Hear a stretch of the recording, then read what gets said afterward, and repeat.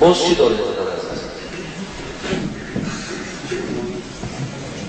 حضرت دامخوز مرحمت دور میاد و میگه در حقی مشتاق دامخوز مادر کن حیاتم او مموری دوران مادر شفای کامل شفای عاجزی او خدا دارد که ما را ذهن ذکی و فهم کامل و خادم خدا در دینش در برام میگن برکت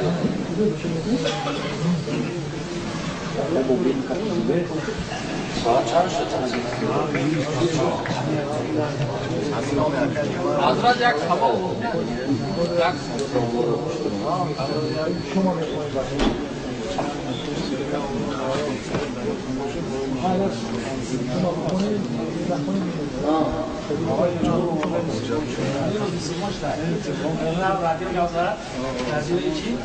همین چه تلویزیونی هست اسلام در اروپا باید همین روز اسلام اومده گفتن شرمنده و این کارو کردن جلوی چه بود همین روز گفتن که بهترین مسجد در چه زندگی اروپا نیست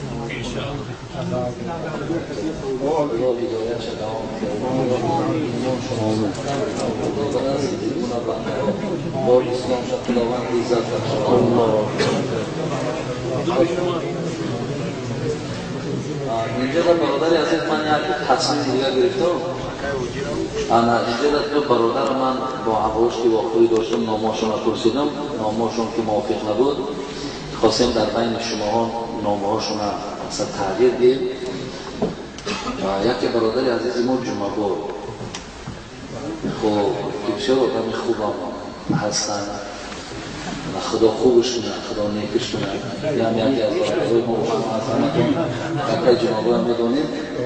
نام این برادر میخواه است که کتابی نیست،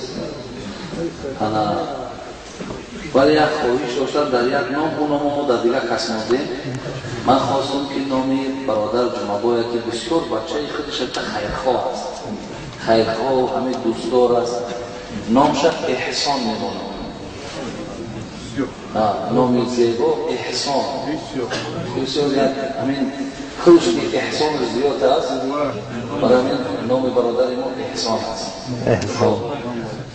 خدا عمرت دراز کنه و با فرزندی که نامی فردوس است خدا عمرش دراز و همش صحت و خدا من اندیشگانی های خوب نصیب رو بهش کنه و همیشه خواننده خداوند برکات است. باید اکو گوسفند میکشنه میکشنش کنیم. ما خانمانش نیستیم، ما همه یک سنت زنده کنیم او طرفش دیگر نزد خوش اینجا شما شود. فقط تشکیل در کافی محمریزا بوده. اصلا خیلی که مجبور نیدن مجبور و یک برادر اینجا در همین جا بود است که پادشاه هسته پادشاه نیست نه؟ اون پادشاه هم نامشون موافق نیست، این کس ما با مالک نامشون مالک و همون حضرت انس ابن مالک بودن. مالک نام ایشان بچه شون یک تیمور نام داشته است او را انس مالک برای تیمور هم نام است.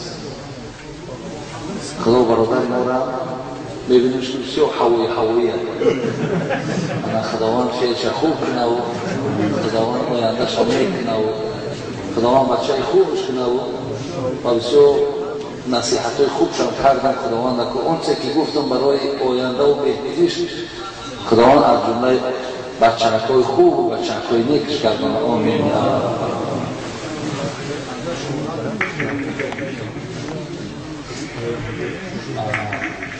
اینجا در چیز دیگر امروز من برادر عزیز و گرامی از جانب برادرها فهمیدم در مسئله همین گوشت هایی که در اینجا میشده است، مثلا بعضی هیله و نیرنگوی زیاد هم بده است،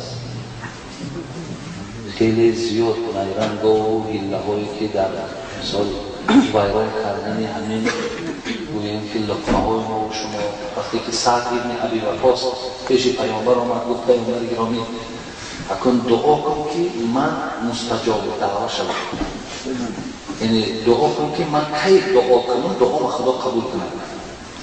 بعدا حضرت پیامبر چیش گفت سعد گفت حتی مکرمک گفتن خوراک حلال کن دعات قبول می شود. برای این بعضی چیزایی که من شنیدم اصلا شرط نیست برای همه شما بیان کردن، شما با بیشتر آدم میدونید. من بسیار هیله و نیرنگ و ایران من نمیدونم بسیار، ولی این قدر میدونم که دادار عزیز که ولی تقوا کردن بسیار نیک است. اینجا من دیدم که یکم زلال خلال یکم مشکلاتی برای پیدا کردن گوشت حلال نبود است. حتی این بازار بگرم اونم جدا مگزین خلال نویساندگی هستند. این همه خیلی دکانها و پیدا کردن گوشت مقصد آسان است. برای من دادار عزیز شما از همیناش استفاده کنید، از اوناش تقوا کنید.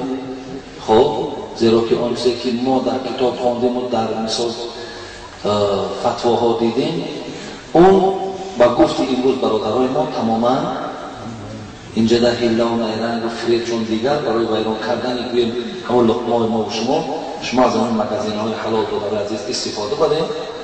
خب تا که یکان ضرر در جسم و در وجود ما و شما نشود. خدا نگهدار.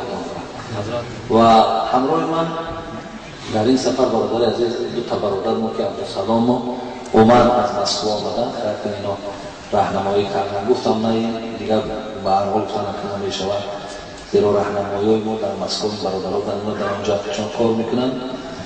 و از تاجیکستان همراه ما دنبال احکام‌الدین یک جای آمدن. امام خطیب مسجد 65 شهر شنده هم بسیار برادر خوبی ما هستن، برادر نیکی ما هستن.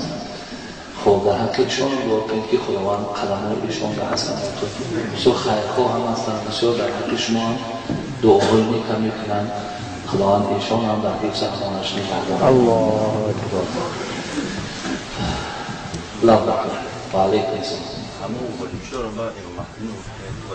درست هم مهدی شما نمیشه بعد در حق این بچه که محمد اون را خدای مهربان دید فرزند شما را اولا همان غیرت و همان اخلاق و حمیده‌ای که پیامبر گرامی رو خداوند نصیب شد تا ذهن شد زکی و هم شد کامل و خدا آینده حافظ قرآن و عمل کننده در قرآن شد.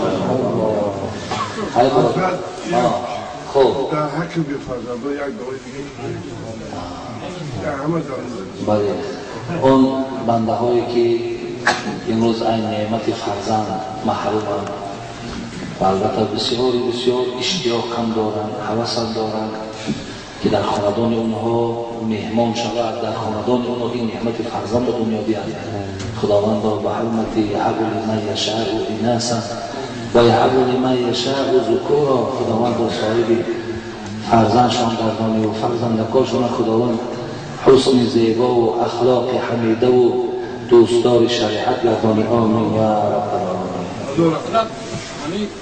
یعنی کنجا با یکون معنی داره. بعد یک سوال دیگه برای این بچه‌هایی که با نماز بخونن در تلفنشون صورت‌های دخترای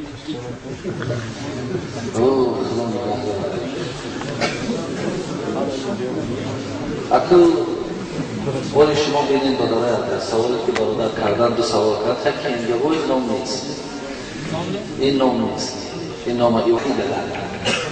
ولی بینید شما وقتی دست ما نراز میکنید در دست از این بیگانه میگذارینش. پیغمبر گفتن که از این در سر شما به یک گلمیخ اگر زنن و در بیابین رو آسان‌تر است.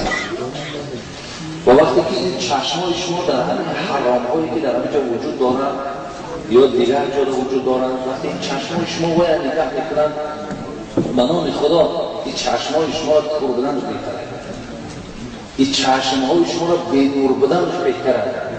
خدای روی چشم همه گرد دادری از نیست. آخر بعدها در نور چشم زیاد شدن زیبا شدنش نگاه کردنش قرآن هست، نگاه کردن یک عالم هست، نگاه کردن یک حلالهای خدا هست. آخر چشم ها وقتی که ما نگاه میکنن و لذت ببرید به نام خدا شرمنده ترین بنده خدایی. بسیار بدبختی داره از این چیز دور باشه. اخیر نداره اونی کسی که میرا نگاه میکنه اخیر کلش کوفتی میشه. میدونی؟ انمی اخیر وقتی میبره و کوفتی میکنه. این چیزا ممکنه در بچه‌ها که میرن یعنی اسکریپتیز رو برای وقت داد اینا مایده خدا شما رو ببینید چی میشه این آخرش همین داری است بعد همیشه میرسید که همین همش رو خیلیش رو پیدا شود با شرمنده میشه مخیر مثلا این کار رو رفتنش که این چیزا بسیار چیزای حرامی چیزایی هستن که رزق کنه میبنده خداوند نور کنه میگیرد فیض کنه میگیرد آخه چی بدبختی رو به سر میره